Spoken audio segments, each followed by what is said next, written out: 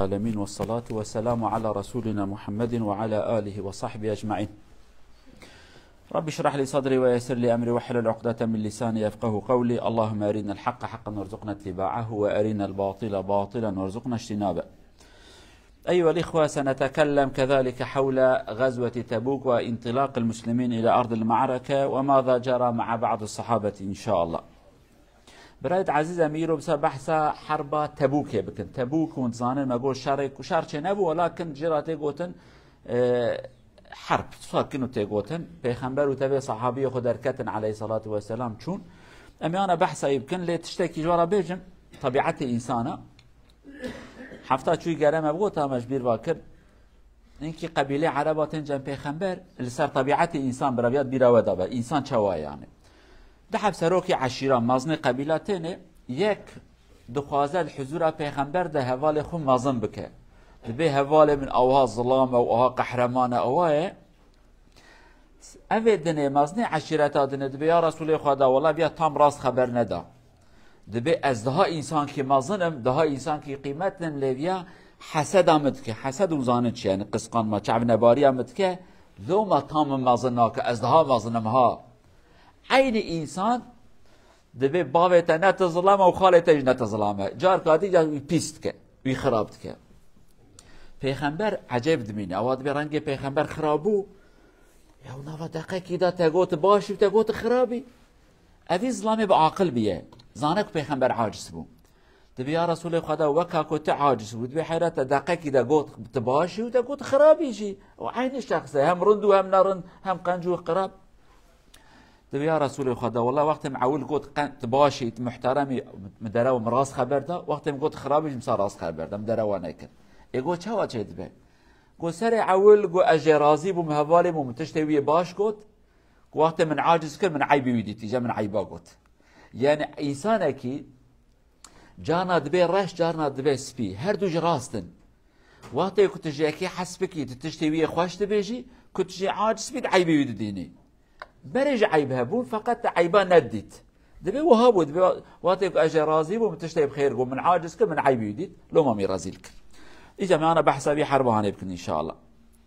طبعا النبي صلى الله عليه وسلم وكان معه حوالي 30,000 من الصحابه بهذه الصعوبه ذكرنا في الجمعه الماضيه ما صادفه من المشقه فخرج. حينما خرج بعض الناس اعتذروا قالوا يا رسول الله لدينا عذر هكذا والنبي لم يدقق خلاص يأتي ما يأتي ولكنه قال تعالوا هكذا فخرج كثير من الصحابة ولكن تخلف مجموع منهم وكانوا منافقين وتخلف بعض من كان مسلما حقا ولكنه حصل ما حصل سنتكلم في الجمعة القادمة حوله يعني اعلموا تخلف بعضهم وأتى بعضهم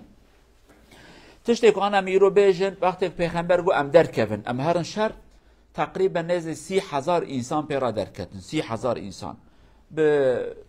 امکان اوی وقتهانه اوی کل حسپاس یارمون اوی کل دواس یارمون اوی پیاتی مشیان حتی اینکه کتاب بجن 16-17 حب انسان دوه کوانه بو جاره یک لیس یارد بو یعنی تنبون پراستی پر فقیری که هبو فقط گره درکتانا هنک انسان در نکتن اوانه در نکتن هنک جوان منافق بون انسان ایمان وانتنه لی ظاهرا دوگاه مسلمانن و هنك انسان راست هبو مسلمان بون ولكن كيمانيه وان دركتن امي حفتاتي بلكي بحثا وان كيماني وامتحاني وان بكن لي بزامن هنك المدينه دمان هنك منافق مان جا چوم دروا اي گو پشتام دشه اي گو زكم دشه اي گو جنا مناخش اي گو قيزا مناخ اريك تشتكي بدروا لي ابيكم مسلمان راس من دروا نكرن بشكل كي يعني والله دنیا گرمه و خرمه ما چبونه و آوا خوشه و زهرم تبوکه وی چولا عربستان تایی کرده مدبن عربستان تقول عربستان ندانه نه آب نه تشتك تفقومه يعني ور حاصله كلام هنكي چون هنكي نچون اجامه بيجن اما يديدي بحثهم بكن. طيب النبي صلى الله عليه وسلم كان من عادته حينما يخرج يجعل احدا اميرا على المدينه فترك هذه المرة رجلين أحدهما محمد ابن مسلمة النبي قال أنت أمير المدينة بعدما أذهب تولى الخدمة وجعل عليا رضي الله عنه خليفة في أهله وأسرته فقال خليك هنا ولكن حصل شيء بعض الناس قالوا الرسول صلى الله عليه وسلم أهان عليا وتركه هنا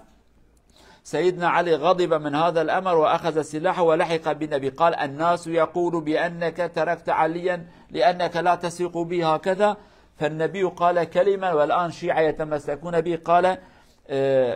أنت مني بمنزلة هارون من موسى ولكن لا نبي بعدي، أي أنا أتركك خليفة في أهلي وأولادي وأسرتي وعائلتي. فعاد سيدنا علي إلى مكانه.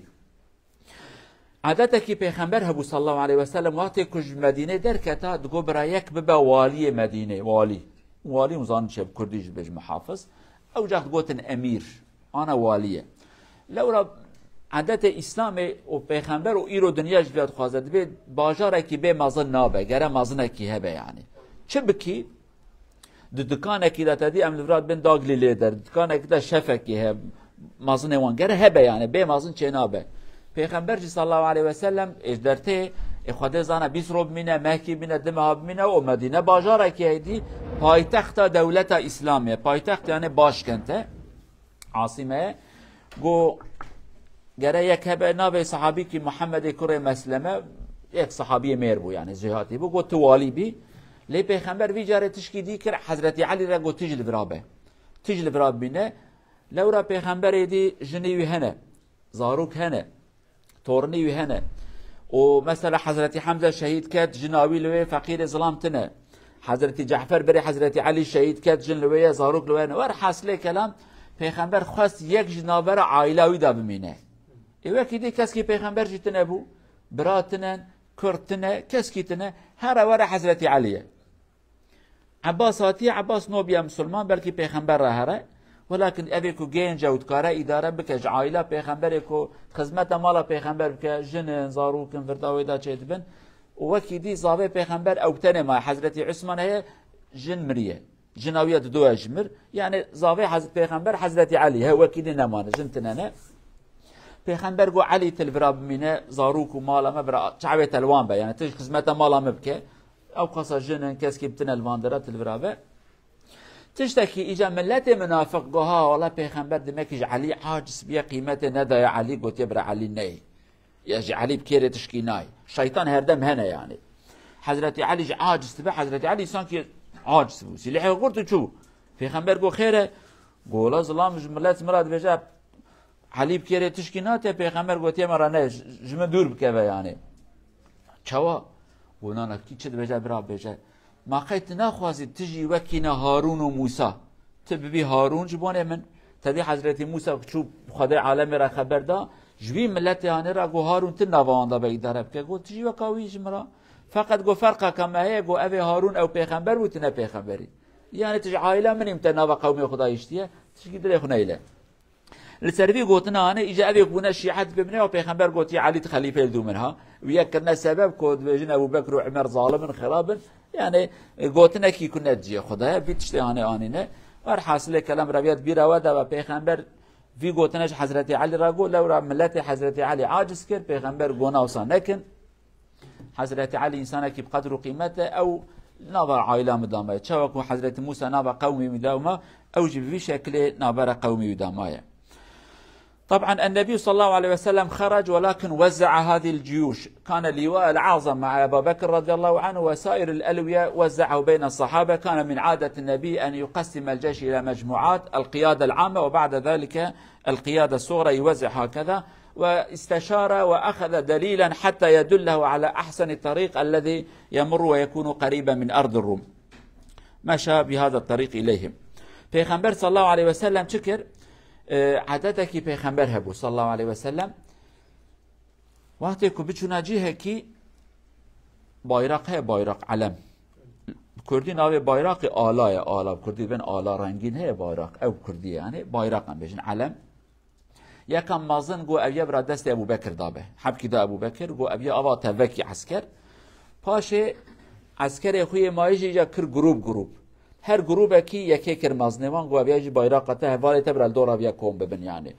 اوی قبیله وی عشیره وی وقتی سیستم عشیره هبو ایرو مثلا عسکری تکنیا بکردی تام دبین چی به عربی نظام الجماع ام دبیجن تابور دبیجن بیلوک نبسا تا خنفان تشتی هانه دبیجن اوان اوکی عسکری هنه یعنی بوی شکل هانه گا وقتا گو تابور یکی بیلوکا یکی نظام بیلوکا دو هر کس خو ناست که یعنی بفي شكل پیغمبر وان بلاكر صلى الله عليه وسلم جمونه کوم کرنا وان رحت به جمارا وان رحت به اورگانیزا وان رحت به کی هندابو کی هندانابو زانبی کی کیه يعني صحابه کی کشوان ایتنه به سروک ایتنه به هندابو کس کی نزانه نه حواله منه نه هر کی بلاكر يعني بيج اشتركوا سطح بامانته سطح بيته بين سطح بيته اواكينو في شكله هر کس کی آگهداری حواله خوبه پیغمبر صلى الله عليه وسلم في تشتياني كرو او دركت اجا كان تشتدي ميوانش ورا بيجم طبعا حصل ما حصل بعض الناس تاخروا واسمعوا هذه الكلمات جيدا فكانوا يقولون للنبي صلى الله عليه وسلم الصحابه الفلاني او الرجل الفلاني تاخر فالنبي كان يقول كلاما عظيما جدا دعوه اتركوه إن يكن فيه خيرا فسيلحقه الله تعالى بكم وإن يكن غير ذلك فقد أراحكم الله منه. كان النبي يقول إذا كان رجل خير الله سيفتح له وسيجعل في قلبه على أن يلحق بكم سيأتي، ولكن إذا كان رجل سوء لا تتكلم عنه فإنه رجل سوء فالله قد تركه وقد أبعده منكم. فلنعلم هذا الذي يلحق بركب الخير قد أراد الله به خيرا، والذي يبتعد وينصرف ولا يلحق بركب الخير يعلم بأن الله لا يحبه وقد أخذ منه هذه الكرامة فأصبح رجلا منبوذا. فكان النبي يقول صلى الله عليه وسلم هذه الكلمات إن كان فيه خيرا سيلحق وإن لم يكن فيه خير اتركوه قد أراحكم الله من شره. كلام عظيم جدا. إجا قوداريا في كلمة باش بكن هناك إنسان يكون صحابينا دبي يا رسول خدا مثلا ولا فلان كس نات ولا فلان كس هات إجا هر كس يكون نات بونا كد قلتن يا رسول خدا ولا فلان كس ناتيه پیغمبر تقول جي خبر ندن دست بردن پیغمبر تشتكي عجب تقول اگر کو خیر تیدا هبه خدا خیره بخوازه ایوره بگی جوه کو خدا خیره نخوازه قد عاجز نبن خدا وجوه دور خستیه خرابه خدا وجوه دور خستیه چقدر تشتكي عزم مازن يعني فلان کس مثلا اینای به مرا کار خیره ناکه کار جامعه هم شخص کار اکید که مثال 1000 جاره در دو کل جامعه چهد من برداوه دا امتن به هفره کار کن اولا فلان کس هات فلان کس نات اوه هاتیه دمه که خدا خیره خواستی آویت دلی و هاتیه خیرش خدا خورا کریه اوه کنای دمه که خرابی کی تیده هبو باشه کناتیه فتنه کی چکرا بلا کی چکرا دسته که بشکانداف زمان خود تشتکی یعنی ببونه بلا سره پیغمبر جوان بجد به قد جوان خبر ندن اگر کو خیر تیده هبونه خدا ایبینه خیر تیده تنه قد سره خونه ایشنن خدا وش خرابیه و دور خستیه ابیاش بیروانه کن ها دما کو مثلا عمل اوروپا نه جامعه مهنم شخص خدمتت کن دما کو جامعه کیرم خدمت کی بکن دمه کی خدا خیره مخواستیه نبقى میرن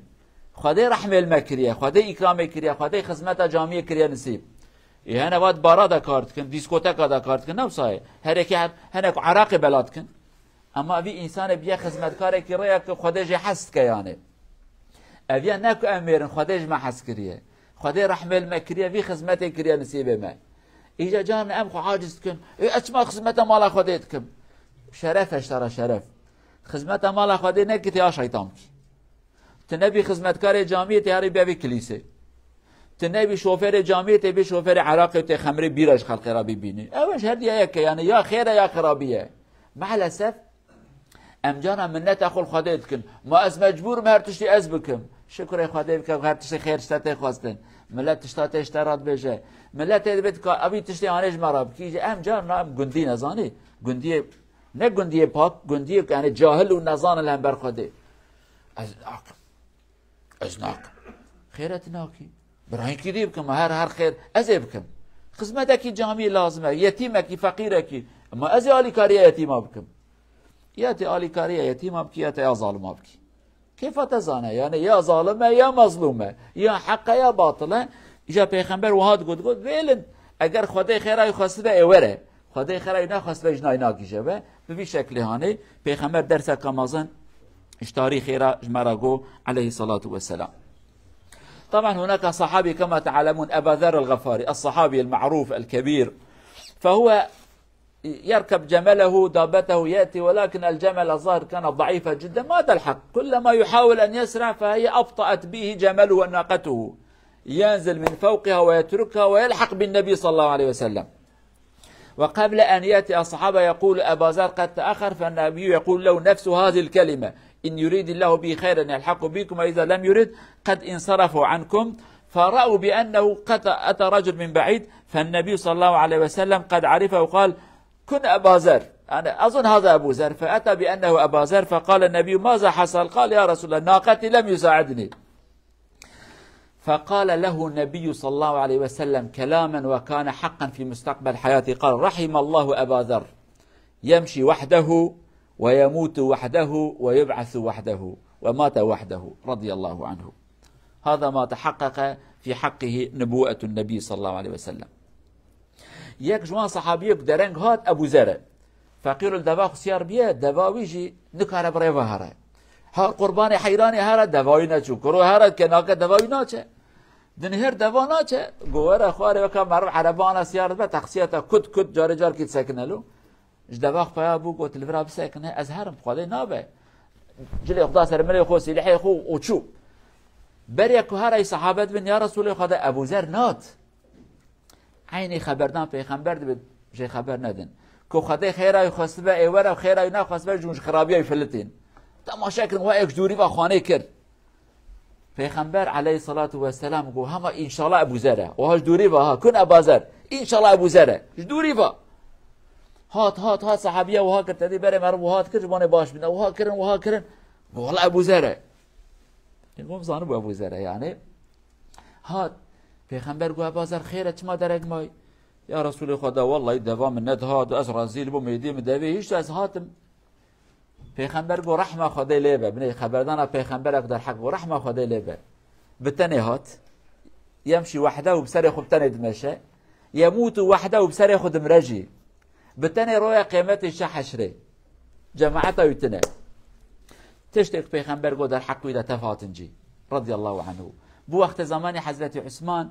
انسان کی دگش نه نورمال بو حضرت ابوذر غفاری رضی الله عنه راضی به انسان کی دنیا حسنت کرد تو وقت حضرت عثمان دان هر ملت پری و پر بیا گون چتکین و چاقش برا حست کین و حاصل بکس کی نکرد هر کسی عاجز بو ای پیغمبر خونج را گوتو اگر که مدینه مازن بو حتی فلان جهات مدینه درکه و نو ملت دان سینه تو اداره ناکی جی مدینه درکت لچولکی جناوی زارو کلوینه عبد الله كريم مسعود او صحابي معروف ابي مازن تبع جروبه كيتين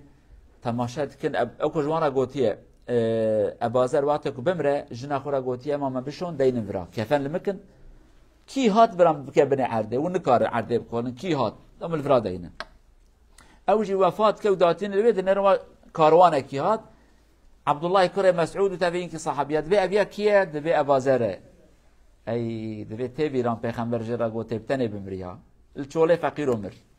رابون عرده کولان و دفن کرن آخر آبتن سره